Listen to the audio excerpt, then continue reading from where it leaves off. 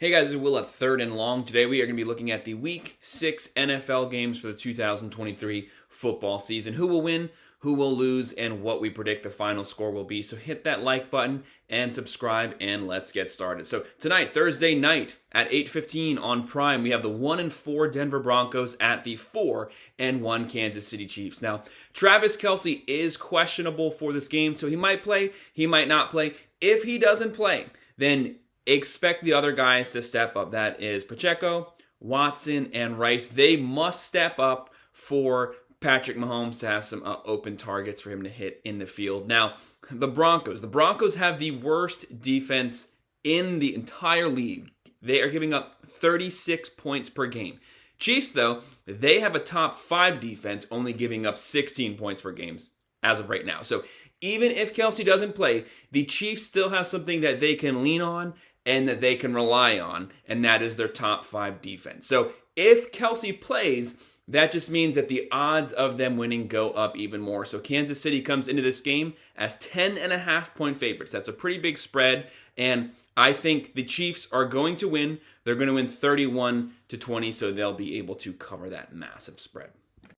Next game we have on Sunday at 9:30 is the Baltimore Ravens at 3-2 versus the 2-3 Titans. This is another London game, so we have some new teams going to London to start out the year. Now, with both of these teams, they both do not have good offenses, but they both have pretty decent defenses. Tennessee obviously has the better defense. The Ravens have the more rounded offense, but their offense isn't really clicking right now anyway. So Ravens just lost a pretty tough game to Pittsburgh. That was a sloppy game. That was an awful game if you are a Ravens fan.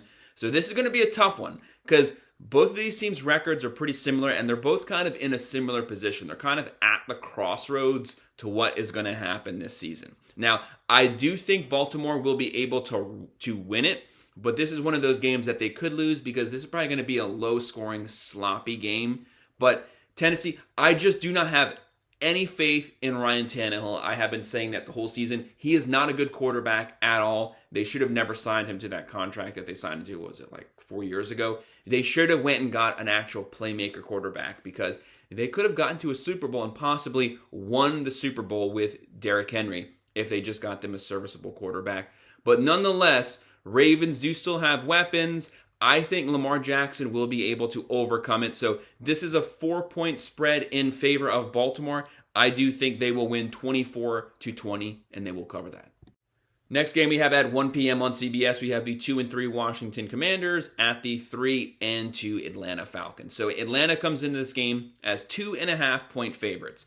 Last week, Ritter got the win. He actually had a pretty decent game last week. I think he had like 328 yards passing. His best game he has had as a starting quarterback. Don't put too much stock in that.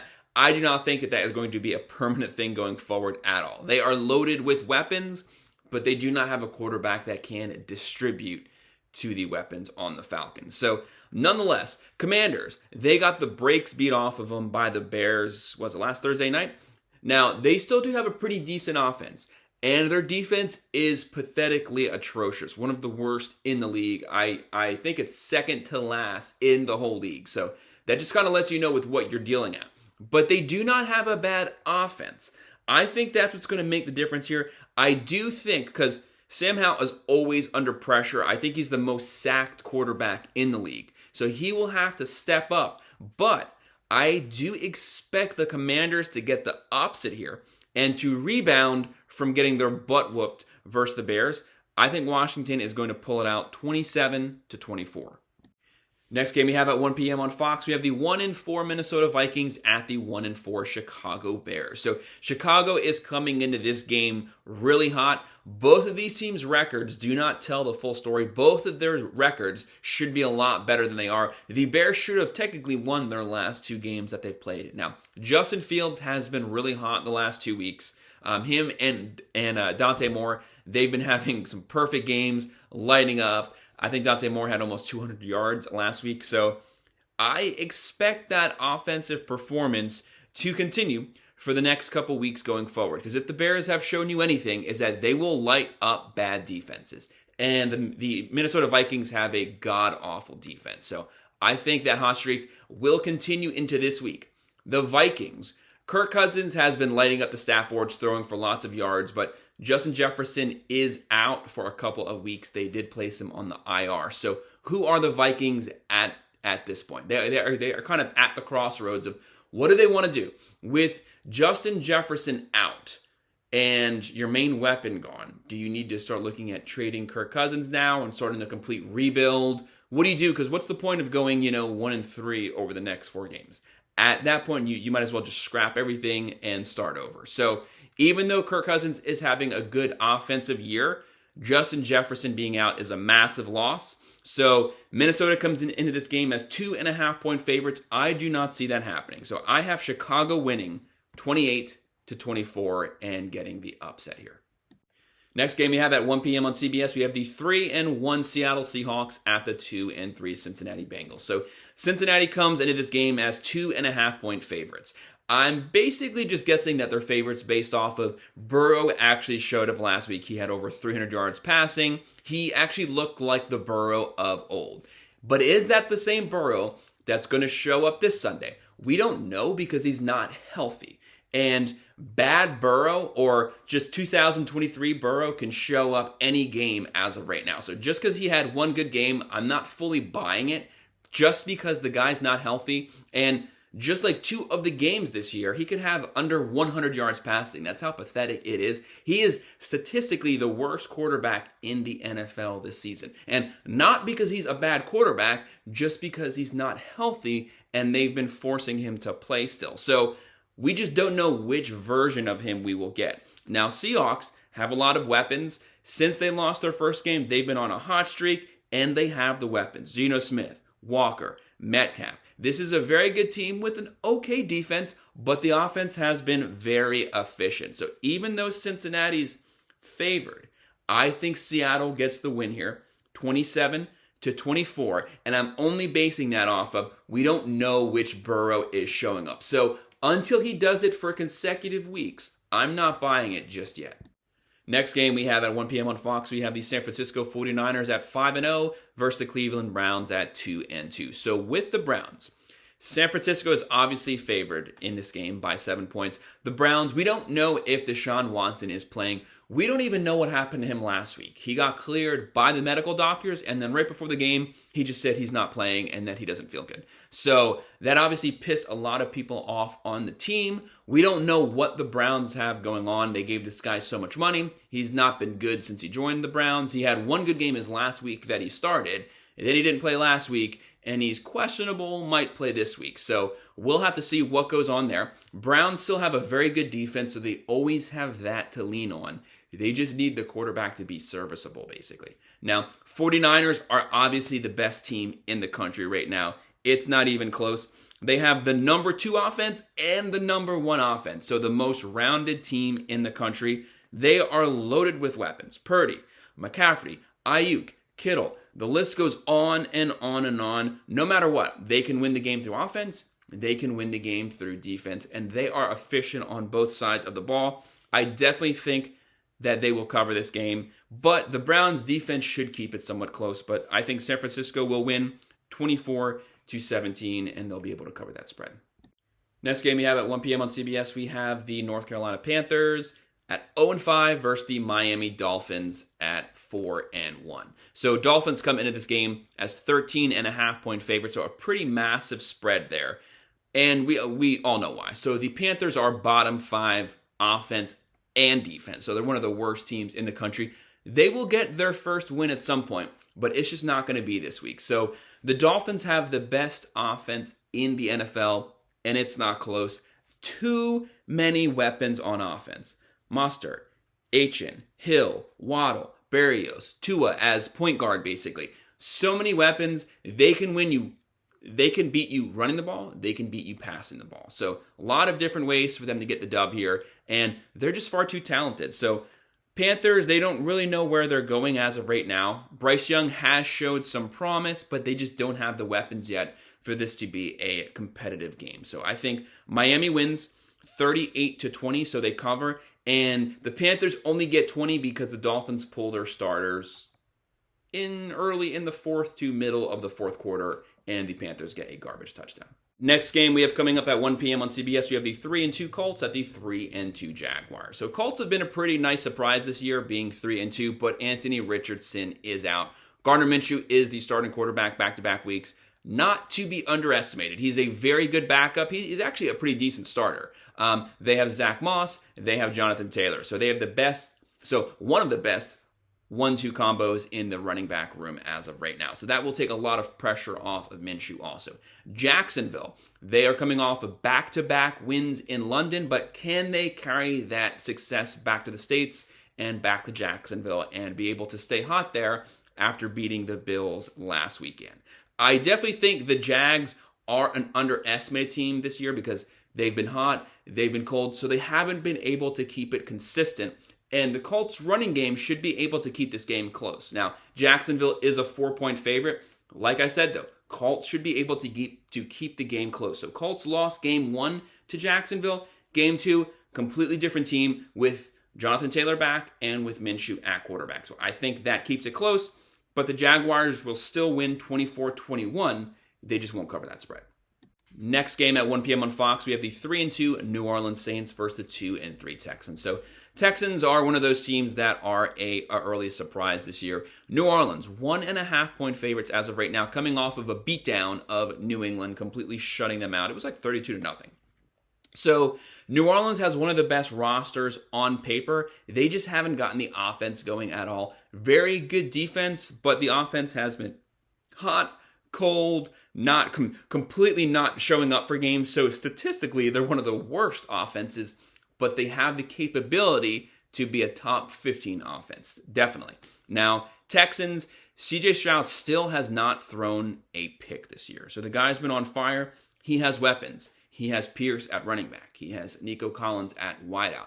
The weapons are there, and he's been getting the ball to them. That's the main thing. So New Orleans is the favorite, but I'm not fully buying in to New Orleans as of right now till I see that offense be more efficient back-to-back weeks. I think Texans get the upset here, just like they upset the Jaguars, and they win 23-20.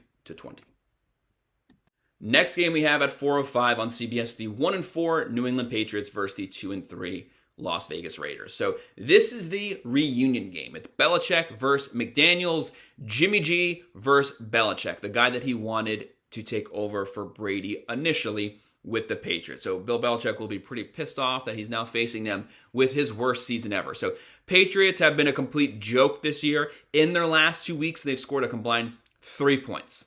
3 points. So they're probably the worst team in the country right now, and I've picked them the last 2 weeks, and that's backfired because I've said Bill Belichick's defense will be able to keep these games close. The defense has been playing well, but the offense is a complete disaster, and it seems to be getting worse every week since the last 2 years.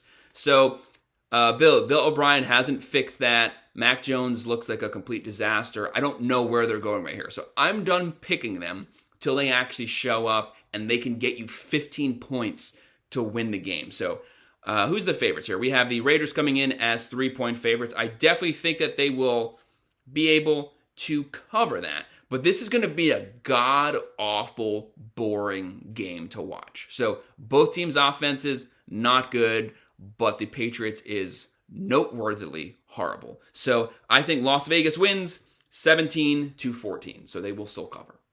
Next game we have at 4:25 on Fox. We have the Arizona Cardinals at 1-4 versus the 2-3 Rams. Now, the Rams have absolutely no defense. They have a very good offense. Cooper Kupp looked really good last week coming back his first game. They have Nakua there. He's been completely legit. They have Williams at running back. So they have the offense to be able to score the ball. Cardinals do not have a good defense. Their offense has not been bad with Josh Dobbs. They've been very competitive in every single game, and they did beat the Cowboys. So that's very noteworthy there. But the Cardinals don't know what they are.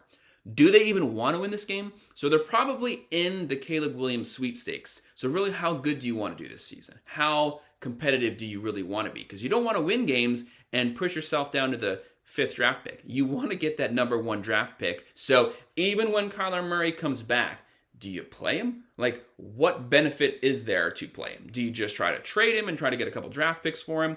I don't really know what they're going to do, and I don't think they know what they're going to do. but I definitely don't think they're going to win this game. So Rams come in at 7-point favorites. I think they will win 31-23, so they will be able to cover that spread as well. Next game we have at 4:25 on Fox, we have the Philadelphia Eagles at 5-0 versus the Jets at 2-3. So the Jets are kind of hot right now. They've looked really good the last 2 weeks. Zach Wilson has had back-to-back good performances, so props to him. He's still not Aaron Rodgers, though, and the Eagles are a very good team. Defense has been questionable. They are not as good of a team as they are, as they were last year, but the year is still young. So Jets will be able to lean on their defense to keep this game close and to give them a shot to get a turnover and to get a score. But I think ultimately the Eagles will win. They are 7-point favorites, and I have them winning 27-17. They'll get a late touchdown in the fourth quarter to kind of spread the score out more, but they'll win 27-17 and cover. Next game we have at 4:25 on Fox, the Detroit Lions at 4-1. Props to Dan Campbell. He has his team picking up right where it left off last year versus the 3-1 Tampa Bay Buccaneers. Detroit is 3.5-point favorites. Tampa Bay has been a great surprise this year. They did have the bye week this past week, so they should be well rested. Baker Mayfield is in the running for comeback player of the year, having a very good season. But Detroit is completely still under the radar. People aren't fully buying in, but they have the number 4 offense and they have a top 5 defense. So, a top 15 defense. So, very well-rounded team. Tampa, offense is serviceable, but they also have a top 10 defense, so they can always lean on that defense. Baker, there's good Baker, there's bad Baker, there's no middle ground. He's been good Baker so far this year, so I'm very happy for him. Happy that the Bucs are still competitive, but Detroit as 3.5-point favorites. I will take that. They will win 27-21, and they'll cover. Next game we have at 8:20 on NBC, the 1-4 New York Giants at the 3-2 Buffalo Bills. This was supposed to be a really good night game. Not so much as of right now. So this game kind of seems like a cool joke. This is a 14-point spread in favor of Buffalo. So that just lets you know what the bettors think about the Giants. So will Saquon Barkley play? Maybe. Does it even matter? Probably not, because the Giants are pathetic on both sides of the ball. So they should have never given that money to Daniel Jones. Everybody knows that. I thought that was a joke when they first gave it to him, but they will definitely pay the cost of that for the next 2 to 3 years. But nonetheless, Giants are bottom 5 offense and defense. So statistically, their team is a disaster. Bills just lost in London. They cannot afford to fall to 3-3. They have to win this game, so I expect them to be bouncing back here. So they're going to score, they're going to win, they can't afford to lose, and the Giants can't score. So that's a bad mix. Bills will win 31-21. So they'll win by 10, but they just won't cover. Next game we have is a pretty good Monday night game at 8:15 on ABC. The Dallas Cowboys at 3-2 and the LA Chargers at 2-2. So this is an ABC/ESPN game here. Dallas is 2.5-point favorites. So Chargers did have the bye week this past weekend. They should be fully rested. Herbert is having a great year. Eckler might be back, supposedly, so that's a very big pickup for him, but they did lose Williams for the year, so that is a big loss, but he's pretty much always out hurt, so that's probably not surprising to them. Cowboys just got curb stomped last week by the 49ers, so I'll be looking for them to rebound because they can't fall to 3-3 because the media is going to just be lambasting them if that were to happen. They still have a top 3 defense. Their offense is okay, but they have the playmakers here. Chargers have a good offense, absolutely no defense. So look for CeeDee Lamb, Pollard to have great games this week. So I am picking Dallas to win 27-24 to cover that spread and to rebound. So that's my breakdown of these Week 6 NFL picks of who will win, who will lose. Hit that like button and subscribe. Thanks.